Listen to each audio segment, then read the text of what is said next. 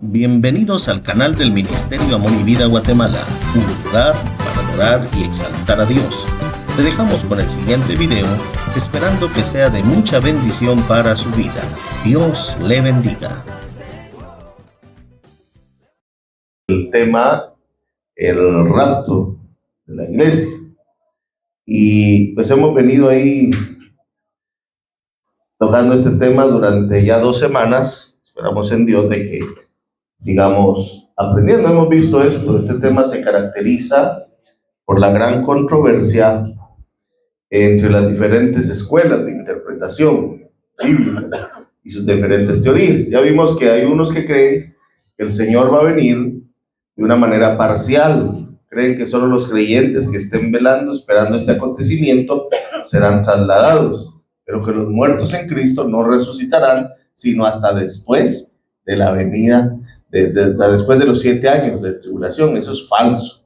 Los muertos en Cristo resucitarán en el día del arrebatamiento. Amén. La teoría del traslado después de la gran tribulación está la otra también, que sostienen que la iglesia no será removida hasta la segunda venida de Cristo, la cual recibirá el Señor en el aire para luego regresar con él. Eso también es totalmente falso. La iglesia no va a pasar la gran tribulación. Está la otra teoría, el traslado durante la gran tribulación. Estos creen que la iglesia será arrebatada después de los primeros 3 años y medio de la gran tribulación, es decir, la iglesia va a pasar 3 años y medio y ahí se la lleva el Señor. Eso también es totalmente falso. Y la teoría que nosotros creemos es la teoría del traslado antes de la gran tribulación. Nosotros sostenemos que la iglesia, el cuerpo de Cristo, en toda su extensión, será por resurrección y traslación removida de la tierra antes que comience la gran tribulación. Entonces, debido a esto, nos limitaremos a estudiar simplemente el punto de vista de nuestra creencia en la teoría del traslado antes de la gran tribulación, ya que esa es la base doctrinal de nuestro ministerio. En cuanto al rapto de la iglesia, nos limitaremos a analizar este tema contestando las siguientes preguntas básicas. ¿Qué es el rapto? ¿Por qué sucederá el rapto? ¿Cuándo sucederá el rapto? ¿Qué sucederá? ¿Cuándo sucederá? ¿Dónde estaremos? ¿Quiénes serán arrebatados? ¿Y qué debemos hacer? Así que ya vimos varias cosas. Por ejemplo, ya vimos el significado de la palabra rapto, de las palabras rapto. La palabra rapto, ya les dije, en la Biblia no está, ¿verdad? La Biblia no dice rapto. En la Biblia no se menciona, pero da una idea por la palabra que les enseñé hace 15 días, o no me acuerdo cuándo, pero la palabra arpazo, ¿verdad? De arrebatar, de raptar, que se refiere, la palabra rapto viene del latín rapio, que significa traslado de una parte a otra. Arrebatar viene de la palabra griega arpazo. La palabra arrebatamiento significa entonces quitar o tomar algo con violencia, llevar tras sí o consigo con fuerza irresistible, y así va a ser, un arpazo. Como decíamos nosotros antes cuando le quitábamos algo a alguien, ¿no? ¿Cómo le decíamos? Gavilán. Y el otro a comer sus papitas y el gavilán ya se lo había llevado. Así va a ser el Señor. En un abrir y cerrar de ojos, con violencia, con fuerza. Por eso no se cree que vaya a hacer algo, porque yo he escuchado a un predicador decir que el rapto de la iglesia será un abrir y cerrar de ojos, que uno se acuesta y pueden pasar horas siguiéndose la gente y después uno amanece. No, la palabra arpazo dice algo repentino, algo volátil, algo rápido. Y la palabra nos habla de otra forma, en un abrir y cerrar de ojos. La parusía hace referencia al rapto como la segunda venida de Cristo. ¿Qué esperamos nosotros? La parusía. Amén. Porque Cristo vendrá por su iglesia. Ahora, el Apocalipsis es la palabra compuesta de apo, descubrir, quitar el velo, y calupto, cubrir y velar. Esta palabra entonces significa revelar. ¿Por qué? Porque el Señor se lleva a su iglesia y se revelarán los 21 juicios que vienen sobre la tierra. Y la palabra epifaneia o epifanía también habla de a hacer brillar, manifestar. Esto sucederá literalmente cuando Cristo venga en su segunda venida con poder y gloria. Ahí se cumple lo que dice la Biblia: y todo ojo le verá. Es decir, cuando nos rapte, ¿todo ojo le verá? No, solo la iglesia oirá la voz de trompeta, la voz de arcángel que dirá: sube acá, y nosotros nos vamos. La del mundo van a decir: ¿qué pasó con él? Tal vez platicando con uno van a estar, porque no se sabe si será de día o será de noche. No se sabe el día y la hora. Quizá va a estar platicando alguien con usted y ¡fum!, desaparece usted de su vista. O al revés, usted platicando con alguien y ¡fum!, se va el otro y usted se queda. Porque eso ya es cuestión personal. Entonces el rapto de la iglesia es un acontecimiento secreto. Solo los que tienen el oído para oír oirán la voz de arcángel y de trompeta de Dios. Y el Señor descenderá en los aires y nos llevará con él. Ahora, en la palabra epifanía aparece el Señor y todo ojo le verá. Los cielos se abrirán, un cortejo. Los cielos se abrirán y los hombres de la tierra lo verán descender en su caballo blanco, como el Rey de Reyes y Señor de... Dice que trae eso escrito en sus muslos: Rey de Reyes y Señor de Señores. Amén. Y ahí nosotros venimos también, pero ya no a la tierra, nos quedamos en las esferas celestiales para gobernar con el Señor por 1000 años. Amén. Bueno, ¿por qué habrá rapto?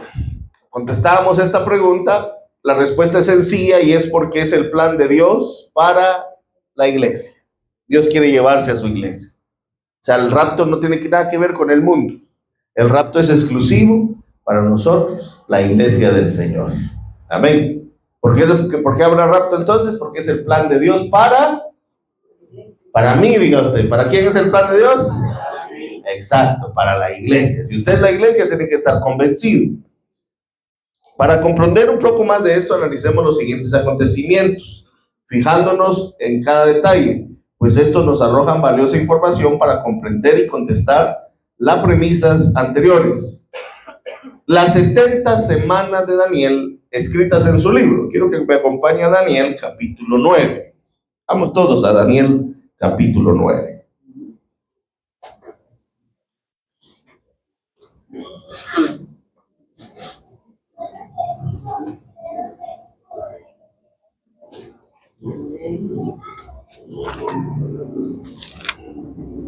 Daniel, uno de los profetas mayores, muy bien, capítulo 9. ¿Ven? Versículo 20 al 27.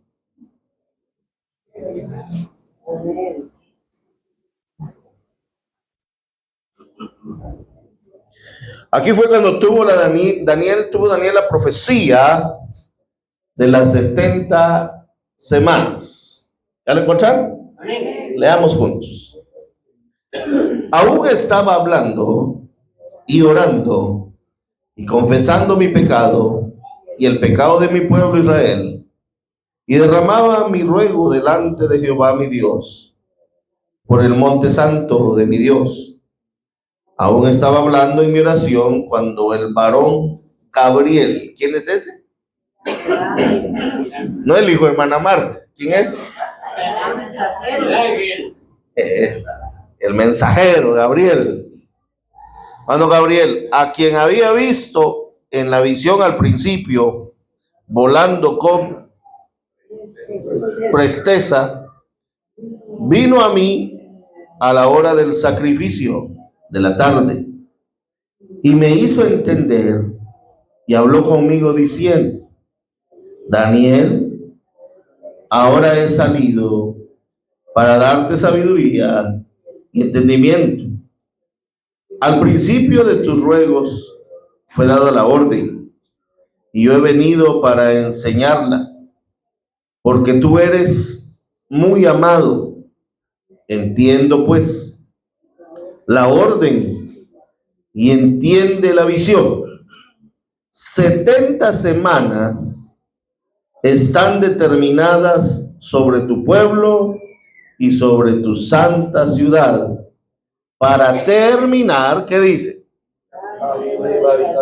La prevaricación y poner fin al pecado y expiar la iniquidad para traer la justicia perdurable y sellar la visión y la profecía y ungir al santo de los santos. Sabe pues y entiende que desde la salida de la orden para restaurar y edificar a Jerusalén hasta el Mesías príncipe habrán 7 semanas y 72 semanas se volverán a edificar la plaza y el muro de los tiempos angustiosos. Y después de las 72 semanas se quitará la vida al Mesías. O sea, cuando Cristo murió, ¿cuántas semanas iban? 62. Ahí le quitaron la vida ¿a quién? Al Mesías. Mas no por sí. Y el pueblo de un príncipe que ha de venir destruirá la ciudad y el santuario. Y su fin será con inundación y hasta el fin de la guerra durante las devastaciones. Y por otra semana confirmó el pacto con muchos.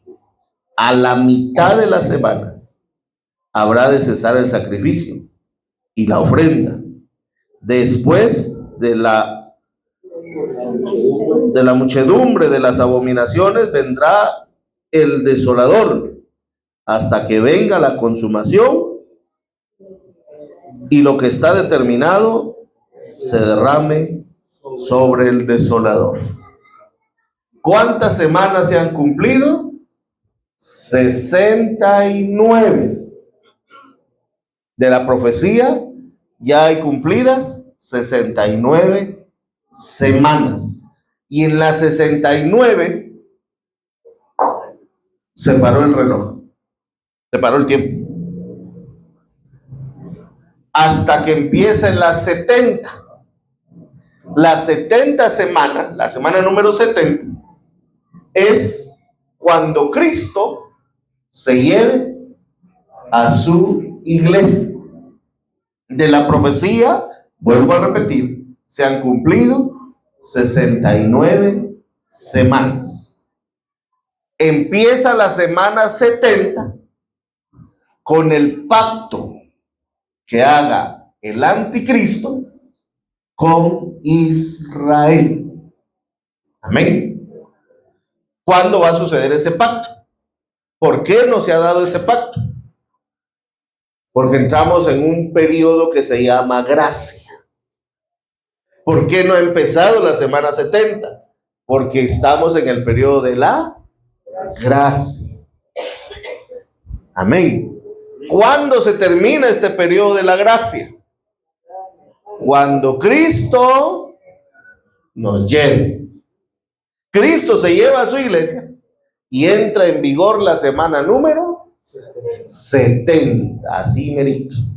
Mientras que Cristo nos tenga aquí, el reloj de Dios sigue detenido. La aguja se paró, semana 70, semana 69, y no ha avanzado. ¿Por qué?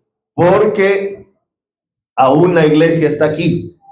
Y con la iglesia hay algo que se llama, o alguien que se llama Espíritu Santo. Y no puede venir el hombre pecador, el hombre inicuo, el cuerno pequeño que enseña el Apocalipsis. ¿Verdad? No puede venir ese hombre terrible, ni el falso profeta. ¿Por qué? Porque está el Espíritu Santo. Y Dios, oigan bien, no comparte su gloria con nadie. Aleluya. Amén. ¿Cuándo sale el anticristo? Cuando la iglesia se vaya de esta tierra. Amén.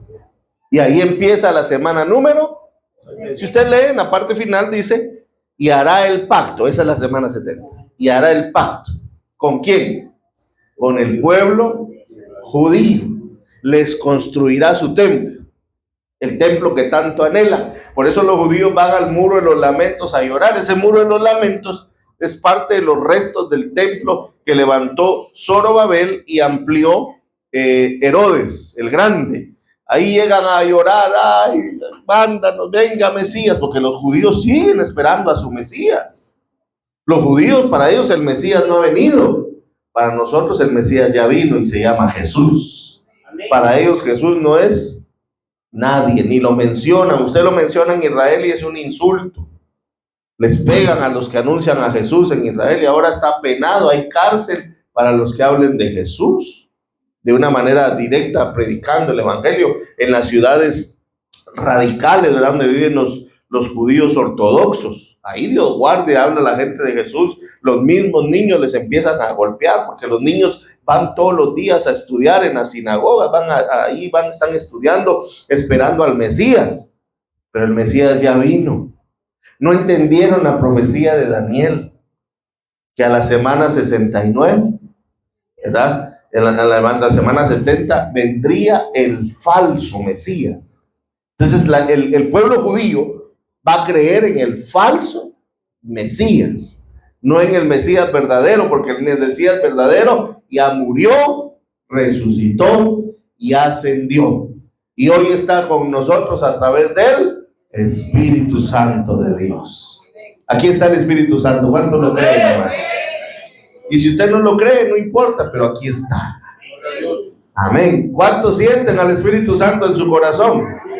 Y si usted no lo siente, es problema suyo, porque eso es algo personal entre Dios y nosotros. Pero el Espíritu Santo está aquí con nosotros. Entonces, veamos esto, leamos un poco ahí en la pantalla.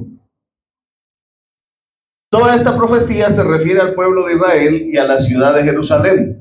En ningún momento aparece la iglesia, ya que esta ha sido un misterio durante el Antiguo Testamento, haciéndose visible en el Nuevo Testamento, después del rechazamiento de Cristo por parte del pueblo de Israel en la cruz del Calvario. Porque ¿qué le decían en la cruz del Calvario a Cristo? Si eres el Cristo, bájate. Y no se bajó. No porque no fuera el Cristo, sino porque tenía que morir para que todos nosotros obtuviéramos la salvación que hoy tenemos. Y empezando su ministerio después del bautismo del Espíritu Santo. Y esta termina con su arrebatamiento para poder dar lugar a la gran tribulación. Entonces la semana 70 es el periodo de la gran tribulación. Y decíamos, propósitos de la gran tribulación: preparar a la nación de Israel para recibir al Mesías, probar a los moradores de la tierra. Esto significa que los que están en la mira para recibir los juicios de Dios son los moradores de la tierra, la ira de Dios.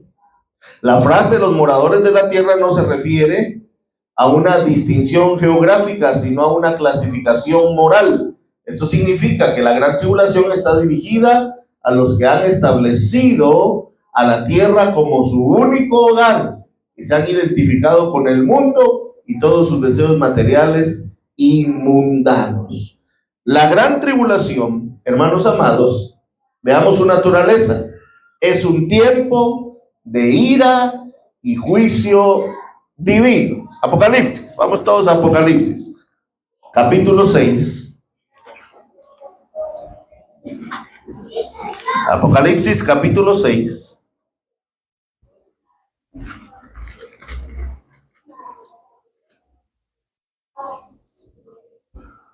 Versículos 16 y 17. Alguien que lo lea, por favor. Y decían a los montes y a las peñas: caed sobre nosotros y escondernos del rostro de aquel que está sentado sobre el trono y de la ira del Cordero, porque el gran día de su ira ha llegado, ¿y quién podrá sostenerse en pie? Recuerden, para nosotros nada que ver aquí, nada que ver, ¿oyen? Porque para nosotros el propósito es el rapto, amén. La iglesia, entonces, ¿cuál es el propósito del rapto? Un trato de Dios con la iglesia. ¿Cuál es el propósito de la tribulación? Un trato de Dios con Israel, porque ahí va a ser el epicentro, el orden, el nuevo orden mundial. Ahí va a estar el gobierno central en Israel, que va a ser el anticristo, y un trato de Dios con los moradores de la tierra, es decir, todos los que se queden. Así que si usted se piensa quedar, esto es para usted. La tribulación será un tiempo de ira y juicio divino. ¿Y cómo dice ahí el escritor de Apocalipsis? ¿Y quién sostenerse en pie? Ay, bien fácil, hermano. Yo solo me aguanto hambre 7 años y que no me pongan el sello. Qué fácil, ¿vale? Ni un día aguantamos de ayuno para aguantar 7 años. ¿Qué más dice? 11, el capítulo 11 de Apocalipsis, un varón que lea 11:18.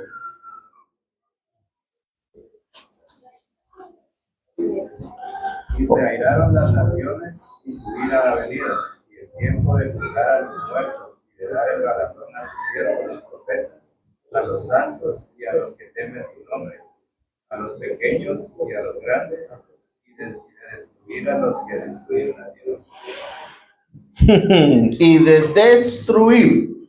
Por eso recuerden, la tribulación, el propósito es con la gente que se quede. Destruirlos. Y de hecho va a morir gentío con los juicios que vienen sobre la tierra.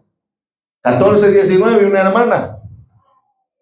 Y el ángel arrojó su hoz en la tierra y vendimió la viña de la tierra y echó las uvas en el gran lagar de la ira de Dios.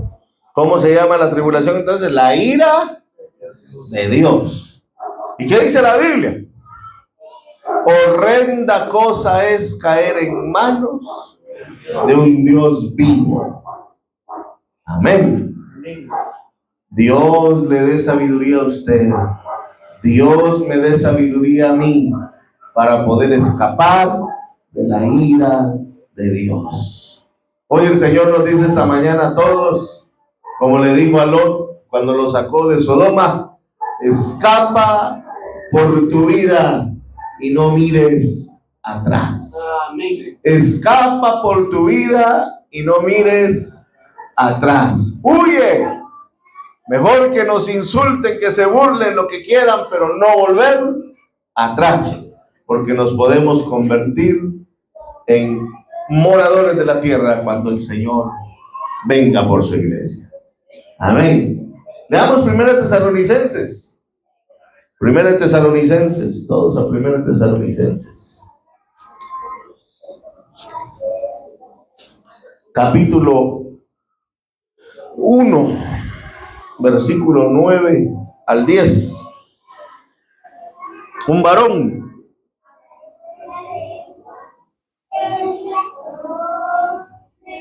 Porque ellos mismos cuentan de nosotros la manera en que nos recibisteis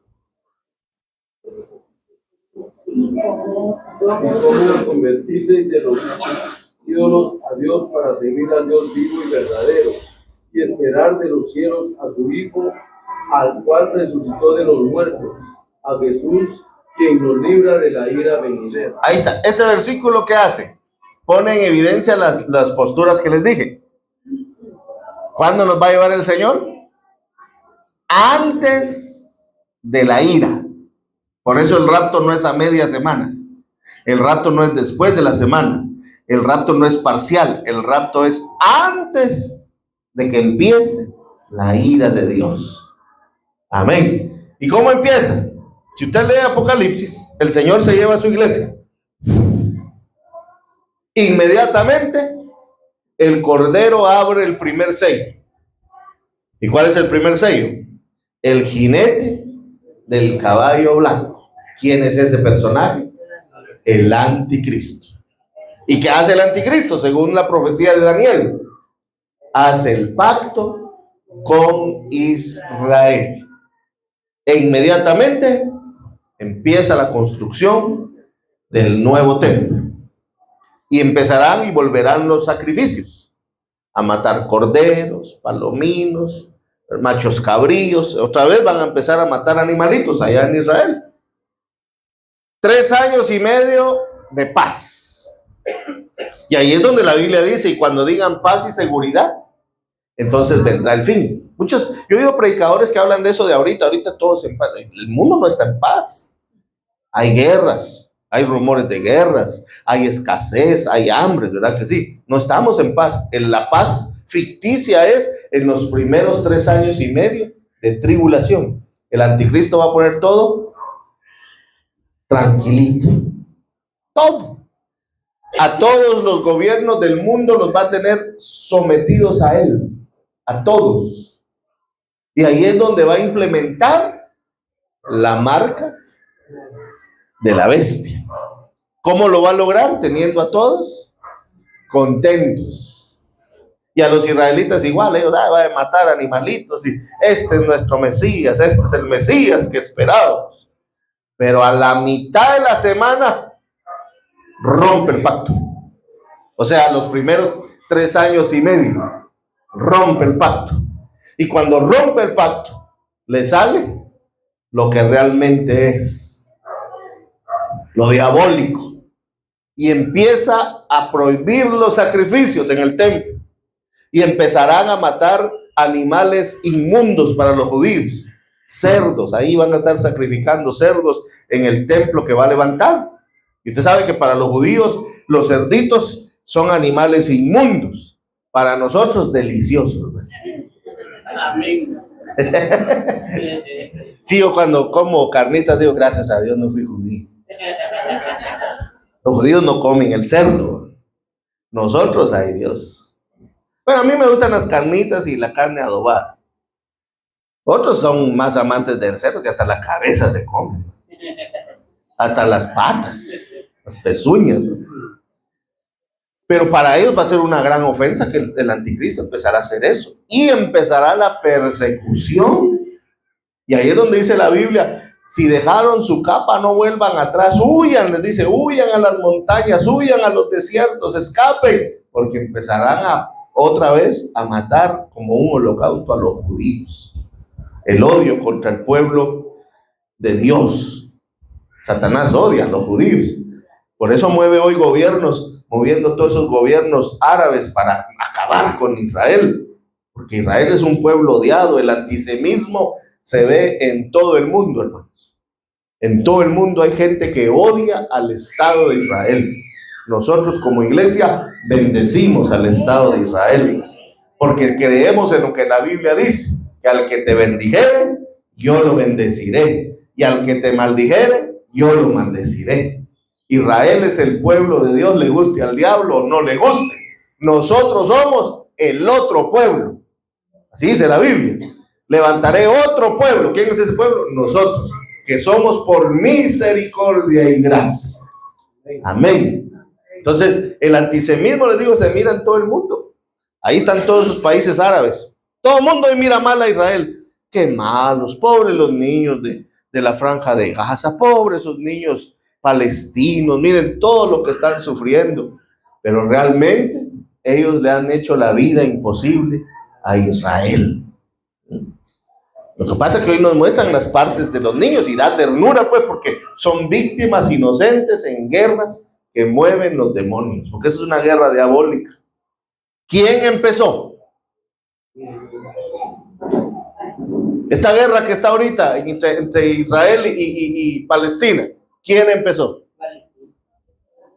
Un grupo radical llamado Hamás.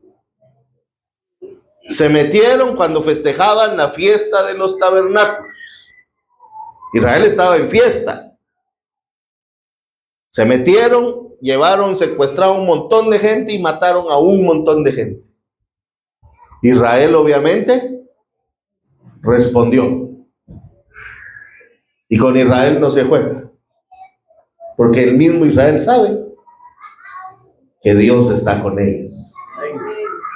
Y ahora la misión de Israel es acabar con Hamás. No con Palestina, con Hamás. Palestina, de hecho, es un lugar que le pertenece bíblicamente a Israel y se lo han quitado. Después empezaron otros países a atacar. Israel está rodeado de árabes que los odian. China no es aliado de Israel. Rusia no es aliado de Israel. ¿Por qué Estados Unidos llegó a ser la nación poderosa que es? Porque se alió con Israel, defendiendo. Los estadounidenses han defendido a Israel por muchos años, porque saben que al que bendiga a Israel, Dios lo va a bendecir. Entonces, Guatemala es bendita, porque aquí estamos benditos, hermano. De verdad que estamos benditos, porque Guatemala fue el que dio el voto en el año 1948 para que Israel fuera otra vez una nación. Entonces Dios nos ama mucho a nosotros por eso. Y por eso se ha comprobado que en Guatemala es el país con más número de cristianos en esta área de América. Antes era Brasil, ahora no. Brasil ha bajado y estamos nosotros como uno de los primeros punteros de cristianos. El problema es que la estadística dice que somos con el más número de cristianos, pero con el más número de caídos. O sea, han conocido a Cristo, pero se han quedado estancados. Pero Guatemala es bendita. Amén. Guatemala es bendita, porque la vida en Guatemala no es barata. En Guatemala es caro vivir. En Guatemala no es barato. Si usted cruza el río y llega a México, la vida en México es más barata que aquí. ¿Por qué cree que traen producto mexicano? Porque es más barato. ¿Cuánto cuesta un shampoo Head and Shoulders de esos grandototes aquí en Guatemala? En La Torre, en todos esos lugares, de esos grandotes, los grandotes. Casi 100 quetzales. Usted se va a México, lo consigue por 45 pesos. Bien. Bueno, en haciendo el equivalente en quetzales, como que 45 quetzales, digamos. Mitad de precio. En México con 15 pesos, usted se come una porción de tacos. Con 15 pesos. ¿Y cuánto es 15 pesos? Como 7 quetzales, más o menos. Aquí con 7 quetzales le dan una garnacha. ¿Verdad que sí? Porque la vida en Guatemala es cara. ¿Cuánto cuesta un cartón de huevos? 40 y algo, ¿va? Imagínense. Depende de donde lo compre uno. Pero en los súper, 40, 42 quetzales un cartón. ¿Cuánto ganamos al día? Según el salario mínimo. Los que tienen salario mínimo. ¿Cómo cuánto? Por ahí está el rato, como 100 y pico. Poquito, al día. ¿Cuánto nos dura un cartón de huevos?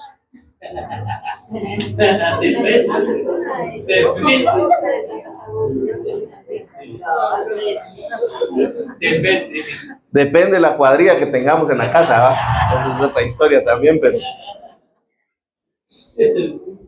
pero solo el huevo no vamos a comer. La vida es cara, pero Dios hace milagros y comemos bien. Amén. ¿Por qué? Porque Dios bendice a Guatemala, porque Guatemala ha sido aliado de Israel. Solo este presidente bruto fue el que cometió ese error, ¿va? ¿Se acuerdan el error que cometió? Dándole la espalda al pueblo judío. Era dándole la espalda. Eso, qué tontera, ¿va? Nosotros bendecimos a Israel. Amén. Como iglesia bendecimos a Israel. ¿Cuántos bendicen a Israel? Amén. Diga conmigo, Dios bendiga a Israel. Amén. Dios bendiga a Israel. Porque eso es parte de la bendición del Señor. Y aquí en Guatemala es cara la vida, pero vivimos. Y yo no miro a ningún desnutrido aquí.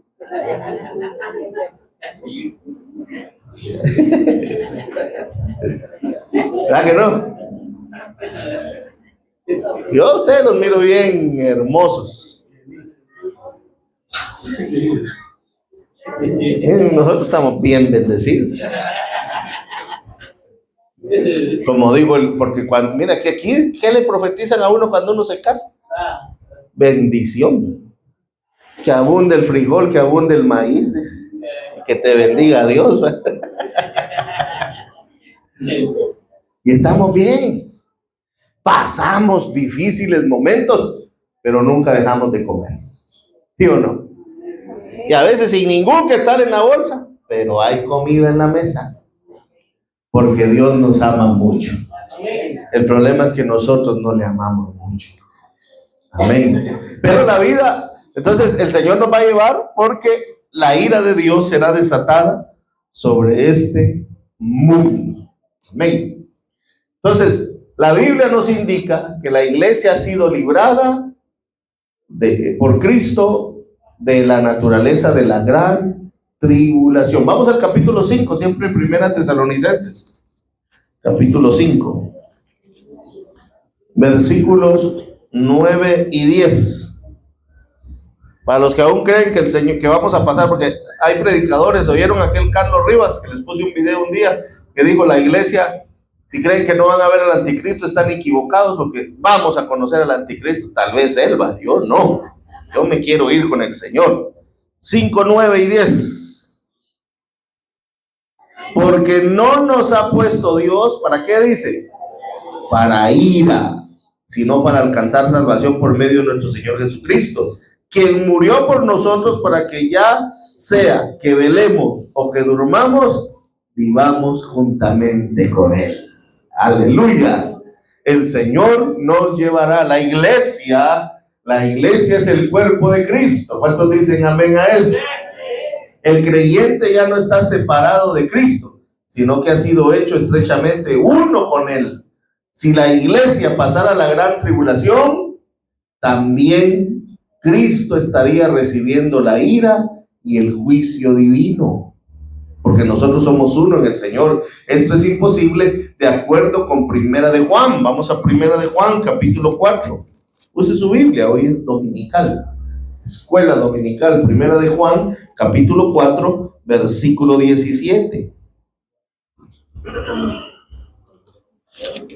Todo esto está en el estudio que compraron, pero no miro que lo traigan. Si lo traen, Primera de Juan 4, 17, miren lo que dice. A ver, un varón. En esto se ha perfeccionado el amor en nosotros, para que tengamos confianza en el día del juicio. Pues como Él es, aquí somos nosotros en este mundo. Entonces nosotros somos uno con Cristo y tenemos que tener confianza porque no pasaremos la gran tribulación. Miren lo que dice Romanos 8:1. Una mujer que nos lea Romanos 8:1. Ahora pues ninguna condenación hay para los que están en Cristo Jesús, los que no andan conforme a la carne, sino conforme al Espíritu. ¿Hay condenación para nosotros? ¿Hay ira para nosotros? No. Dígale que tiene a su lado: usted no va a pasar la gran tribulación. Amén.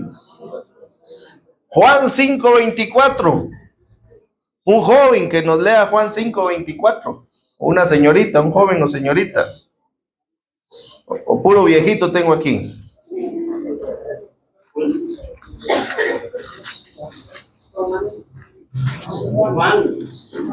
Juan 5:24. ¿Dónde están los jóvenes? De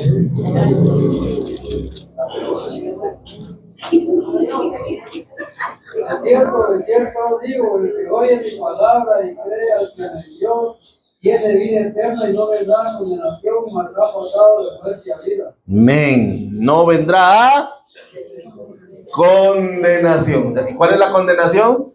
La ira de Dios sobre el mundo. Ya creímos, nos vamos con el Señor. Entonces, Apocalipsis 13:7, busquemos todos Apocalipsis 13:7.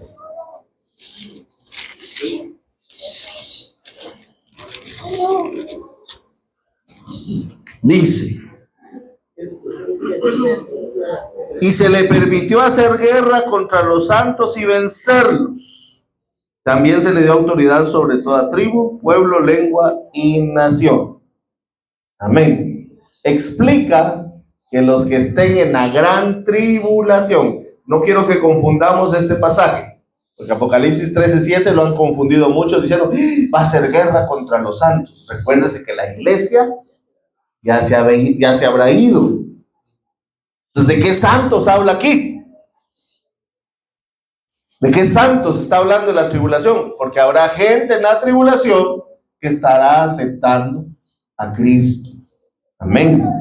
Entonces, esos ya los llama ahí santos. Obviamente, van a tener que sufrir la guerra contra la bestia y contra Satanás. Amén. Contra la guerra contra la bestia y Satanás. Entonces, no somos nosotros, oye. Son los santos que acepten durante la tribulación, que su salvación no es como hoy la tenemos, gratis. Hoy es gratis. ¿Cuánto pagó usted para ser salvo? Nada. Solo necesitó confesar que Jesús es el Señor y creer en el corazón. En la tribulación, la salvación se llama vida por vida. ¿Quieres vida? Tienes que morir.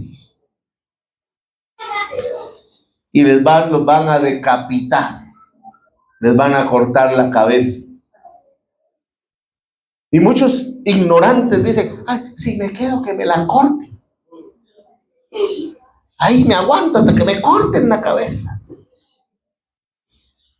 Y ya les he dicho muchas veces que Dios enviará un espíritu engañador sobre los que se queden y habían conocido a Jesús antes. Hoy no es vida por vida, hoy es vida por gracia, porque Él murió por nosotros. ¿Cuántos agradecen el sacrificio de Cristo? Denle un aplauso a ese Señor maravilloso que tenemos. Aleluya. La iglesia no está sujeta a Satanás, sino a Cristo, que es la cabeza de la iglesia. Entonces, la naturaleza de la iglesia y lo completo de su salvación, gracias a Cristo, le impiden estar incluida en la gran tribulación. ¿Por qué no vamos a estar en la gran tribulación? Porque somos salvos gracias a Cristo. No, Pablo lo decía muy bien, no es de nosotros, es un regalo de Dios, porque el don es un regalo. Estamos salvos por el regalo del Señor, hermano. Y se acuerdan que les enseñé los tiempos hace 15, ¿verdad? 15. Hace 15 días. De la higuera aprender, ¿se acuerdan de eso? Entonces, si nos vamos a la higuera, ¿cuánto tiempo nos queda en la tierra? Muy poquito. ¿Verdad? Lo que no sabemos es el día y la hora. Pero puede ser, según los cálculos, ¿se acuerdan que hicimos unos cálculos ahí? Según los cálculos, podría ser en unos poquitos añitos. Podría ser mañana.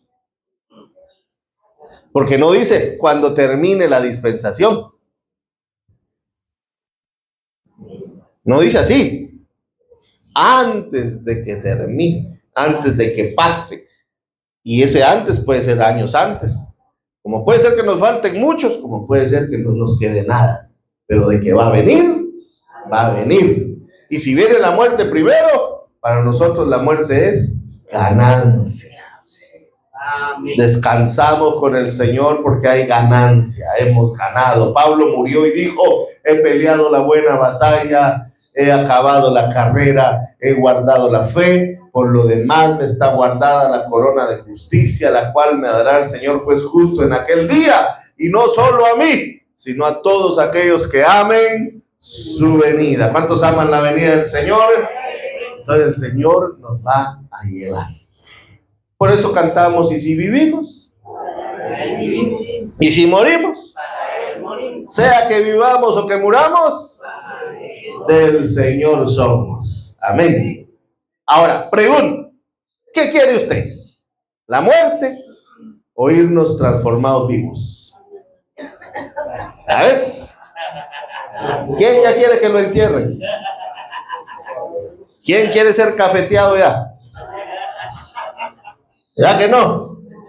Yo anhelo irme vivo, transformado. Pero si viene la muerte. Dice, hermano, pero los cristianos no deben anhelar morirse. Hasta Jesús anheló no morirse. ¿Sí? ¿Qué le dijo al Padre allá en el Getsemaní? Si es posible que yo no beba esta copa. ¿De qué copa hablaba? De la muerte. O sea, llegó un momento como humano que dijo, no me quiero morir. Pero como buen hombre de Dios, como siervo de Dios, dijo, pero que no se haga mi voluntad, sino la tuya. ¿Y cuál era la voluntad del Padre? Que el Cordero fuera inmolado. Y murió. ¿Por amor a quién? A ustedes y a mí. Dígale que tiene a su lado, el Señor lo ama mucho. Amén. Yo no, pero el Señor sí. El que no ama, ¿qué dice la Biblia? No ha conocido a Dios, porque Dios es amor. Dígale ahora, yo también lo amo mucho en el Señor. Amén. Aleluya. Entonces, la iglesia no pasará, estamos reafirmando que la iglesia no pasará la gran tribulación. En 2 Tesalonicenses, el capítulo 2, lo primero que sucederá para que luego comience la gran tribulación será la aparición de la apostasía. Es la separación de la verdadera fe y el surgimiento del hombre del pecado, que es el anticristo. Vamos a la segunda Tesalonicenses 2. ¿Estamos aprendiendo? Para que defienda su fe. Usted habla con los testigos de Jehová y le dice, eso del rapto es mentira. No, ¿cómo piensa usted que Dios va a sacar, se va a llevar a unos y va a dejar a otros? Eso, Dios es amor. Ignoran esto, porque el Dios de este siglo tiene cegado el entendimiento de muchos, ¿verdad? Capítulo 2 dice, pero con respecto a la venida de vuestro Señor Jesucristo y nuestra reunión con Él, os rogamos, hermanos, que no os dejéis mover fácilmente de vuestro modo de pensar, ni os conturbéis, ni por espíritu, ni por palabra, ni por carta como si fuera nuestra, en el sentido de que el día del Señor está cerca. Nadie os engañe en ninguna manera, porque no vendrá sin que antes venga la apostasía. Ese tiempo ya lo estamos viviendo. Estamos en el tiempo de la apostasía. ¿Qué falta? Lo que dice después, que se manifieste el hombre de pecado. Entonces, el tiempo está preciso. Cristo está por venir, porque estamos viviendo el tiempo de la apostasía. ¿Qué es la apostasía? Ahí está, entre paréntesis, la separación de la verdadera fe. ¿Estamos en apostasía, sí o no?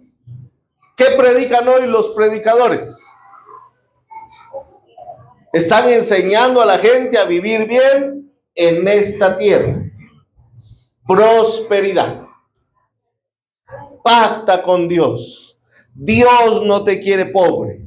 Dios te quiere millonario. Y entonces la gente ha centrado su fe en los favores de Dios en lugar de la santificación. Estamos en el tiempo de la apostasía, donde no se mueven las iglesias según la palabra, sino lo que a algún loquito se le ocurre estar hablando en nombre de Dios. ¿Qué dice la profeta? Entonces, así lo que dice la profeta, eso vamos a hacer porque es de Dios, aunque vaya en contra de la Biblia. Eso es apostasía. Estamos viviendo en el tiempo difícil de la apostasía. Estamos enfrentando los embalajes del diablo. El diablo ha metido doctrinas feas dentro de las iglesias para que la iglesia sea confundida y caiga. Porque ¿cuál es el plan del diablo? Que nosotros nos desviemos de la fe, del camino correcto, de la sana doctrina, y que nos quedemos en la ira de Dios. Satanás nos odia a toditos, nos odia. ¿Y qué quiere? Que nos quedemos a sufrir lo que viene para el mundo. Y por eso ha puesto apostasía. Apostasía de decirle a la gente, no importa cómo vivas, Dios te ama. Así Dios te quiere.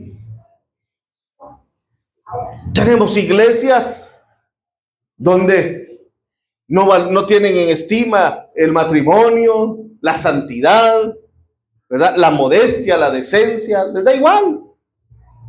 Les da igual. Hoy hay predicadoras, pastoras, operadas como que fueran de esas mujeres que se venden, ¿verdad? Ahí en el internet salen. Unos grandes pechotes, unas grandes nalgotas de silicón y predicando. ¿Será que eso es de Dios? Eso no es de Dios. Eso es apostasía. Hombres vestidos de mujer predicando, porque hay iglesias exclusivas. Que estamos en la época de la inclusión. No, eso se llama apostasía. Y Dios nos libre de caer en ser una iglesia apóstata, porque el apóstata nos separa de la fe verdadera. Y el que se separa de la fe verdadera, ¿qué dice Pablo? Pablo habla al principio de la carta y dice, os rogamos que no se dejen engañar. Amén. El diablo se ha metido entre las iglesias, hermano. Hoy, en lugar de que la iglesia impacte el mundo impacta en la iglesia. ¿Qué quiere la gente? Una iglesia donde no le digan lo que es pecado. Una iglesia donde a su pecado le digan, está bien, Dios te ama y así estás bien. No, lo que no está bien, no está bien. Claro que Dios ama al pecador, pero Dios aborrece el pecado. Entonces Dios nos dice, no estás bien, pero yo quiero que estés bien. Arregla tu vida, afirmate. Dios te ama, pero te quiere bien.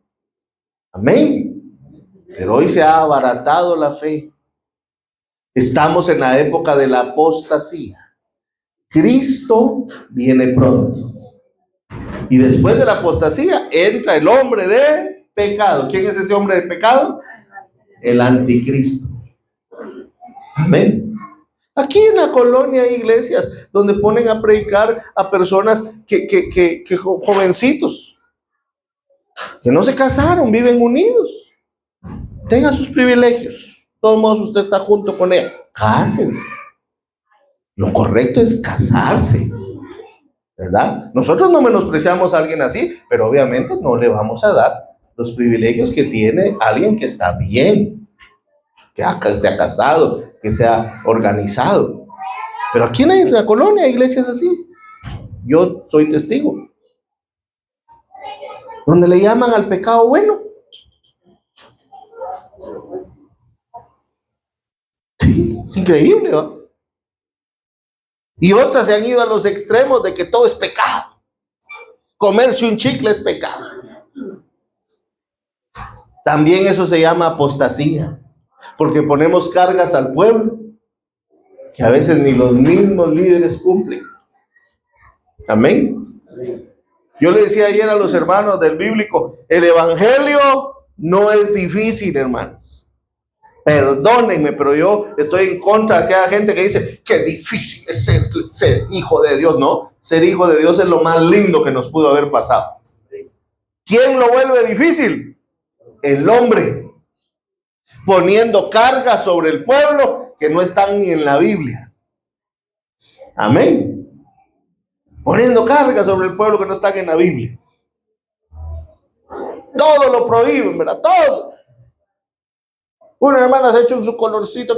¡Uy! Jezabel. Se pone un suaretito. ¡Uy! Quieren que las mujeres anden, pero usted póngale el apelativo que usted quiera. Quieren que las mujeres anden todas fachudas. ¿Y qué provoca eso? Adulterio. Porque la de la casa, ay Dios, pura la chupitos. Y la de la calle, ¿cómo se visten hoy las muchachas? Y las viejas también, ¿cómo se visten? Aquí hay unas en la colonia que en calzón y en brasier salen. Y mostrando la gran sirimba, ¿verdad? Porque ni siquiera buen cuerpo. Eso ya es indecencia. No estoy diciendo que usted va a empezar a vestirse así, pero por lo menos peínese, pues. Si ustedes se peinan, pues estoy hablando a nivel general, ¿verdad? Pero hasta eso casi que es pecado en muchas iglesias, que la hermana se peine.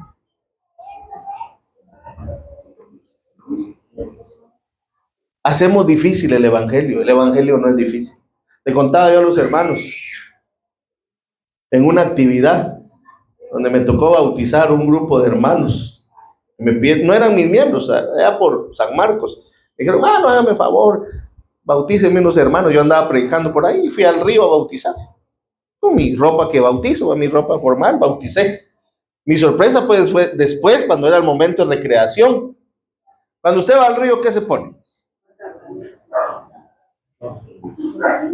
Todos los hermanos metidos en el río con pantalón de tela y camisa manga larga. Todos. Y aquel calorón de ahí ustedes. Las hermanas con su falda metidas en el río. Y el pastor Paquito en pantaloneta y en camiseta. Y yo miraba que me miraban así.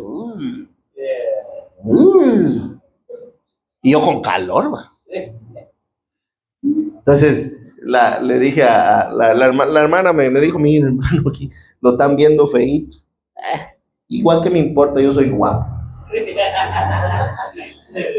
Lo que hice fue salirme del río y me cambié y me fui. Pero ¿por qué hacen eso? Porque complican el evangelio, hermanos. Eso es doble moral. ¿Quién, cuando llega a su casa, qué se pone usted?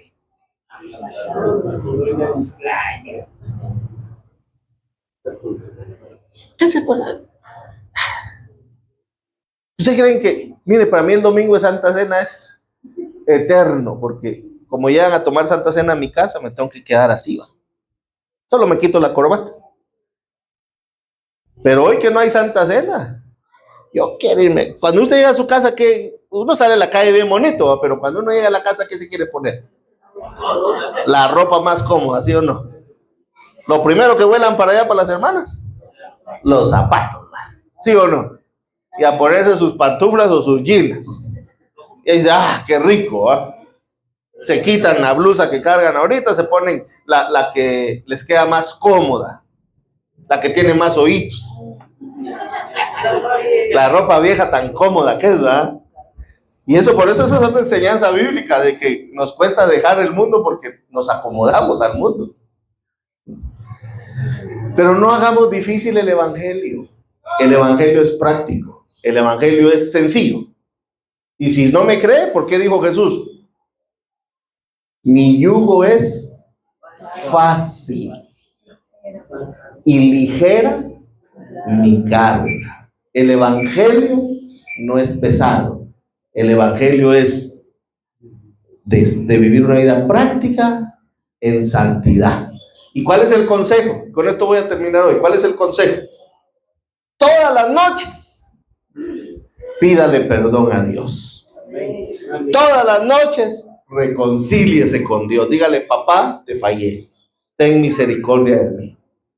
Y cuando despierte, si es que despertamos, esa mañana dígale, ayúdame a serte fiel.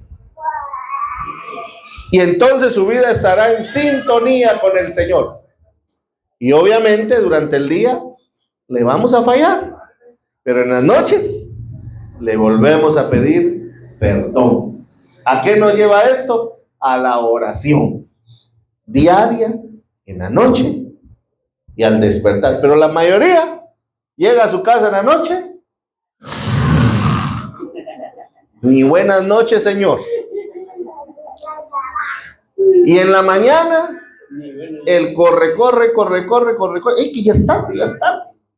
Que ni buenos días, Señor. Y por eso son cristianos enclenques. Que cualquier cosita los mueve. ¿Por qué? Porque no tienen una comunión con el Señor. ¿Cuántos quieren pasar la gran tribulación?